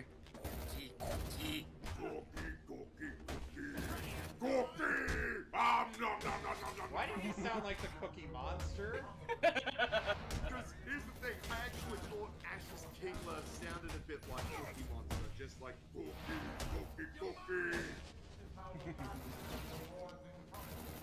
Oh, Ash's Kingler. The little bastard. Alright, hi Venomoth. Huh, forgot you even had this Venomoth. Yeah, what was this, like level 40? You probably felt bad for it and decided, huh, oh wait, I have this rare candy. Hey Venomoth, you can have this. Come out, my little baby. Rock slide, baby! You know, looking back on the early seasons of Pokemon, like especially season 1, you might notice how some of the voices sound quite close to the Japanese, like the dull version of Sabrina, for example, with the laugh. It is so eerily close to the Japanese voice. Yeah, especially considering, I believe in Japanese, Sabrina or Natsume is voiced by Kai Araki, who at the time was known for playing Chibiusa in Sailor Moon and would play Kari in Digimon later on. And hell, even Venonat's dub voice is actually close to the Japanese one in terms of tone. Like, yeah. It's just interesting because they did can like back then. Yeah. And I think they did reference the Japanese a little, even though 4Kids was never really into the anime thing. Yeah. They did their own thing by making it more Americanized. Yeah. But I did find that, I did find that interesting how Primeape was kept its Japanese voice, but then at some point Michael Hagan would voice him. In Primeape Goes Bananas, yes, Primeape kept its voice in that episode. It's like,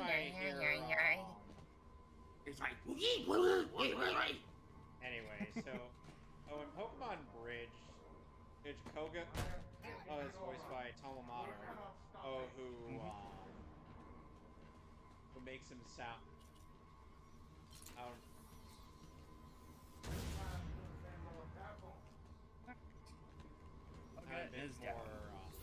You need to find the control panel for those cryogenerators and disable them. Work. Yes, I have. Projected you to everything I could muster, but my efforts failed. I must hone my skills, go on to the next room, and put your abilities to the test. I will say I find it interesting that Pokemon was one of the very few anime dubs where 4Kids kept some of the original soundtrack. Oh yeah. My suit protects me You from look at the such first 3 feasible seasons they did with knowledge. Taj, they actually kept a lot more of the soundtrack. Which is very interesting. Whereas Very seasons 4 appreciative. to 8 they kept less and less, and seasons 6 to 8 was when they dubbed in-house. Oh yeah. Whereas with the movies, they replaced pretty much all the soundtrack for the first 3, but And for then 4 to 8 they kept pretty much almost all of it. Yeah. Which I'm And very with the appreciative. TVCI movies, well, they didn't go replacing the soundtrack for the movies again until the X and Y movies, which is so backwards. A child's toy. Yeah. That was even an issue I even had back then and even now. Yeah. Because TPCI had some episodes where they did keep all the music, some Diamond and Pearl episode, and even the first season of Best Wishes they worked on. And then they screwed everything up. By replacing more of the soundtrack to the point where nowadays they keep almost none. Yeah. It's kind of like it's an outdated dubbing practice. And even people who were ahead of the curve realized, you know, maybe that's not worth it to replace the dub music. Let's just keep everything as is. Mostly. Yeah. In fact, the Pokemon and Yu-Gi-Oh dubs still continue to replace the soundtrack. And don't even get me started on the current Yu-Gi-Oh dubs. They're shit. Ooh. The replacement music is crap. There's no effort.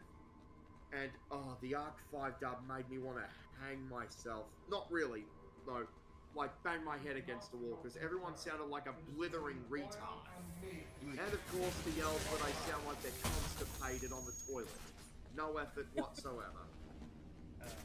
Whereas when you yell, you yell. Yeah, you should go, yeah! Instead of, It sounds very... Apparently, it's one of the voice actors who was making a half-ass scream and yell.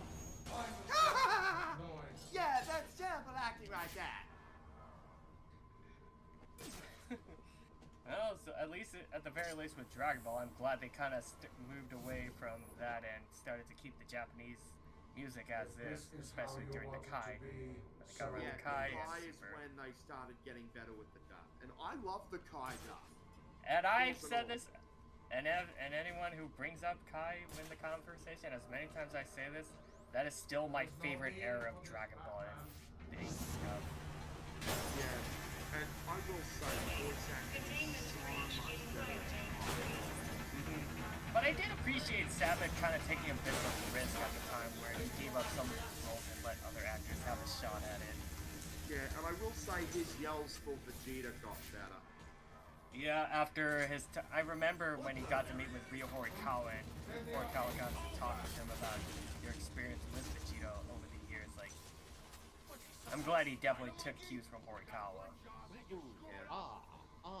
Though I will say, with his Piccolo, it sounds more like Zoro now. Yeah. Do not test my patience. I kinda miss when Piccolo used to sound like this. And now it just sounds like Zoro from the Funimation One Piece dub. But I can never say no to Toshio Furukawa as Piccolo after getting to hear him as Ace. But whenever he gets funny, like him as Ataru Motoboshi in Urusei Yatsuda, that it's always funny to hear him go over the top. Okada-san! I am not leaving without my wife. Do you hear me? And I will say that we all know about the music scandal, and I'm just gonna say the music editor that replaced the Yamamoto score with the Kikuchi score, and I don't know if he's the same guy who edited the Sumitomo score. He should have been fired.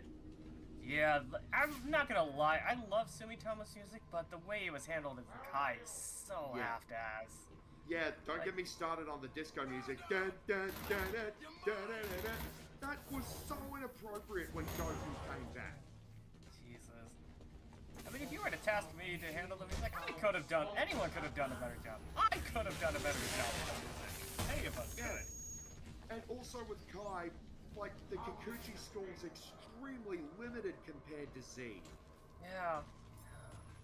And here's the thing, I actually like the Kikuchi score in Z. I've actually watched the dub with the Japanese soundtrack.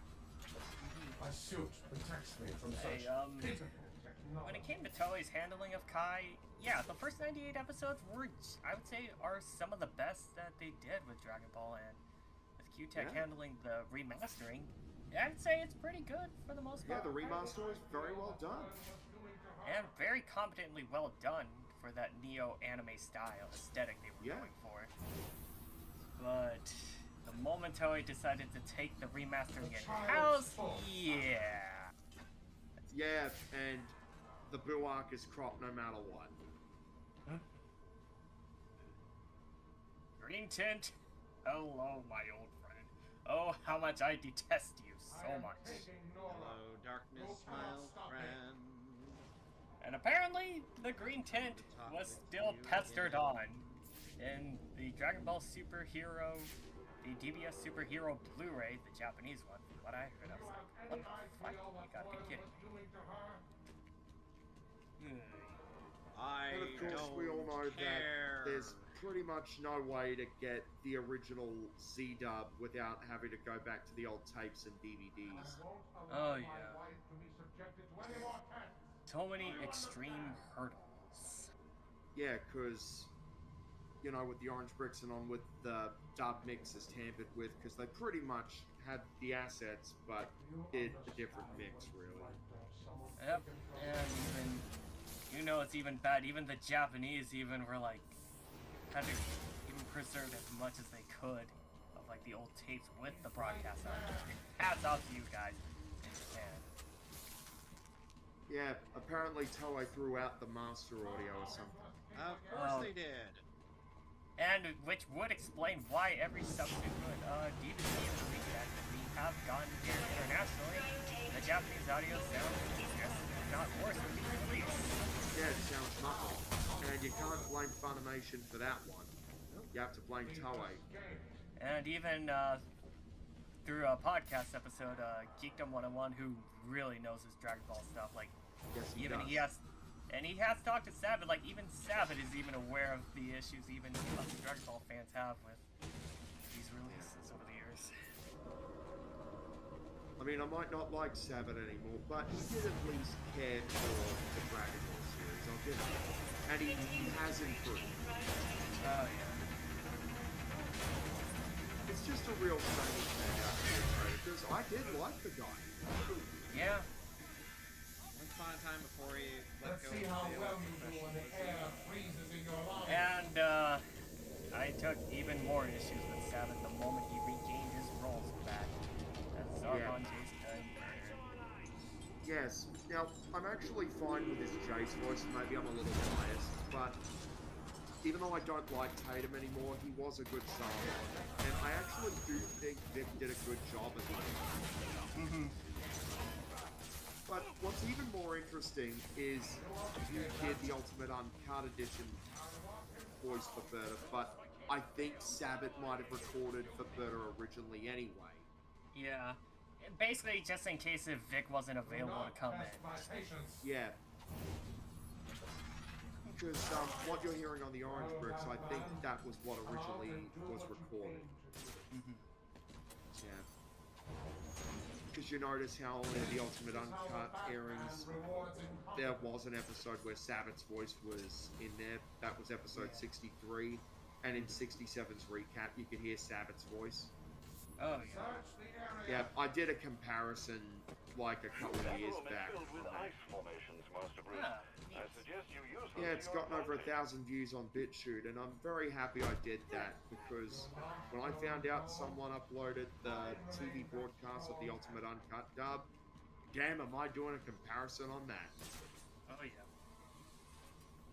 Because Vic's bird actually sounds a bit more rough and threatening, kind of like a snake-like Broly. You know, it kind of sounds a bit like this.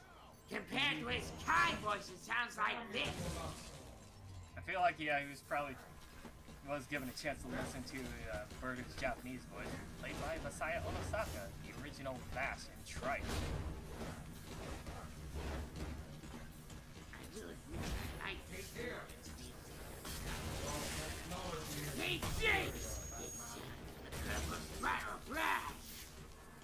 Right! Comments! I'm Batman. Yes. I But kind my of time. think Vic's acting was better. Like, jump now! What are you doing?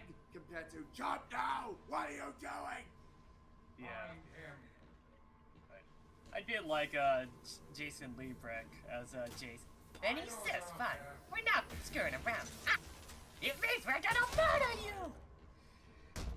And when he says have a good time, no, it doesn't mean we're gonna play dress up. No, it means we're gonna murder you! Oh yeah. He sounded a bit more posh, really. Yeah. I'll box you in. Yeah, and when he says treat him nice, that don't mean we're gonna be buying you flowers or anything like that. No, it means we're gonna kill you. Oh, will you please shut up? Alright, sorry about that. Oh, Vegeta, did you really think you had a chance against me?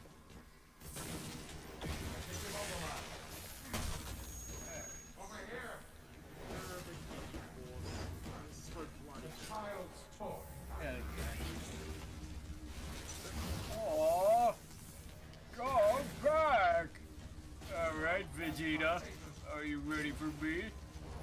Alright, Vegeta, I sound like I'm brain dead. You sounded brain dead ever since the ultimate uncut gun.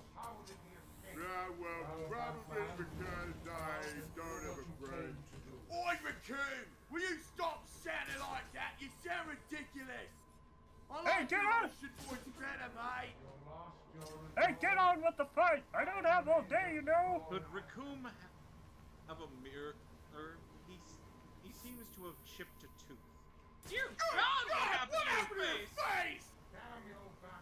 Don't look at me, man! I wasn't the one who threw the punch. I will say, I do like the open voices for the Guinea Force. They're pretty David, good. David K. as Raccoon. Yeah, he was good. And also, I kind of like Scott McNeil's voice for Jace. It was fairly grunny. Kind of reminded me of Dave Lister from Red Bull. Oh yeah, and Don Brown as Berter. Yes, Don Brown is Burden. That's Snake voice. And that, Also, the wild yells were incredible. which I was like, huh, which was something that was not in the Japanese at all, and it was like unique to Ocean. Yeah, Berta and Jace had those wild yells, and they were insane. Oh yes. Say what you will about the edited dub and the bad dialogue, but you gotta admit, some of the Canadian voices were actually pretty good. Oh yeah. I'm not afraid of dreams.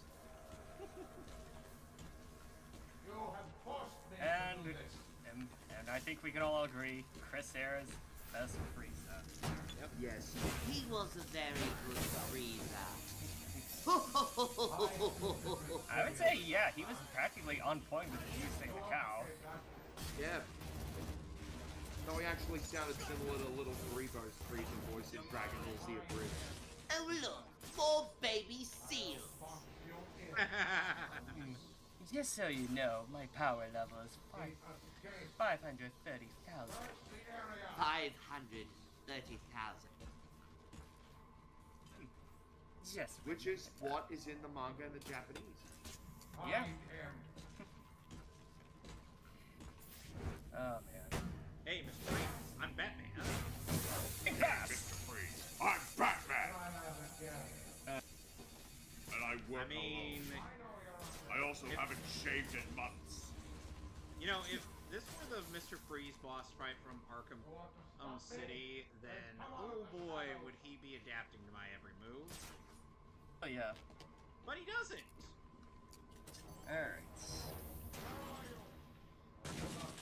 Cryogenic containment Sometimes I wish Prime subject Nora Freeze in danger. Where is he when we need him?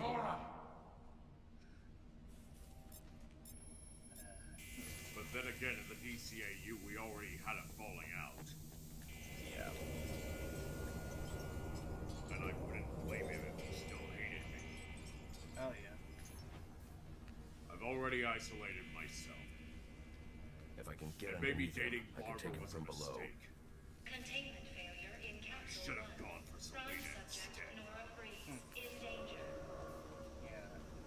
Remember going through the Android arc for Kai? I would say, yeah, the recasting for the Japanese was nowhere near as severe, but was generally kept pretty consistent. So they got everyone back, but Cryogenic yeah, That was the and reason 19. why Prime Meredith subject McCoy Nora wasn't Breeze in danger. wasn't to reprise for She was like out of the country at the time. yeah, she was out of the country at the time. So they got Colleen. That's what she. I will told me. admit, I like Colleen's voice as 18. And Colleen previously played 18 in one of the Shin Budokai games on PSP. Previously. No, I'm just gonna say it. I will admit this. I think Colleen's voice for 18 was pretty sexy. Yeah. I can. Maybe I'm a don't little mind that. biased. Yeah. She wasn't really using the right voice. It's like I would have had her have like a Risa Hawkeye voice. Yeah. That makes sense. For 18. Yeah. I To feel like when I sound did at least listen. voice match Meredith. Yeah, because I feel like when I was listening to her performance in Shin Budokai 1 on PSP, she definitely sounded like she was kind of matching Meredith, like voice-wise and sound. But it's been a while since I went through that. I just wanted to like sample it for a bit, just out of curiosity's sake at the time. Like 19 was the one who was understandable since Philip Wilburn went on to go do pursue comedy and other stuff. Todd Habercorn ended up filling in that. 19. Yeah. Oh dear God! I actually Rachel. prefer 19's Japanese voice. Hidi. But you shouldn't have stuck Yeah, your Yukitoshi nose in Hori. my business.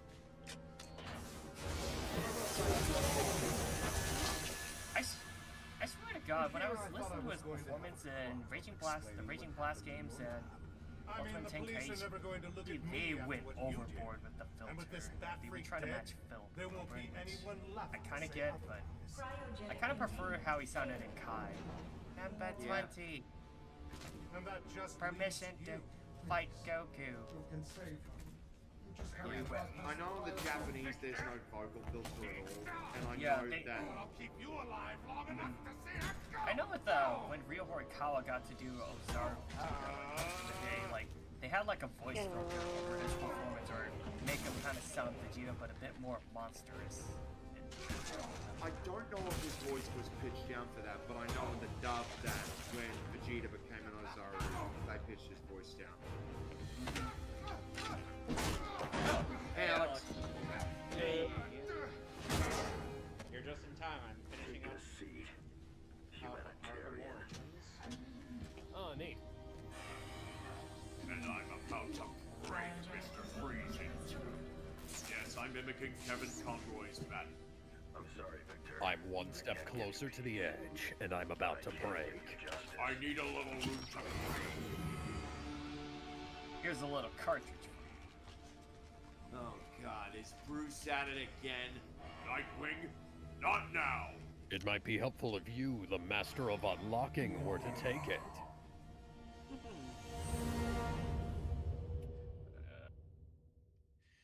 But All I some other wanted was to resurrect my wife. And thus concludes Batman Arkham Origins Cold Hearts. Congratulations. Hooray! Victor, Ferris, and even that scoundrel Cobblepot. I have a Hooray! cold heart with barely any emotion. Hooray! Feel free to turn in. I may patrol I South will Gotham find that. for I a did while. find that interesting. At one point, Travis Willingham was in consideration to play Cell and Kai if they couldn't get a hold of Damian Clark. But they managed to. Yeah, And he him had to coming go back. under an alias. Yeah, D'Artagnan Nickelback. Yep. So for now, This will be the end of Arkham Origins. But give me a. But I'm setting up something else in the. And now to the main event, and what we're all here for. Let's see.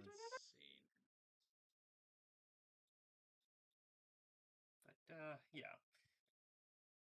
But at the very least, like, Damian Clark coming back to voice Cell and Kai was like, oh wow. Was a bit of a surprise for young me back in the day, considering it's the same man who would go on to play Spencer in Marvel vs. Capcom 3. You'll feel this! Ionic Arm!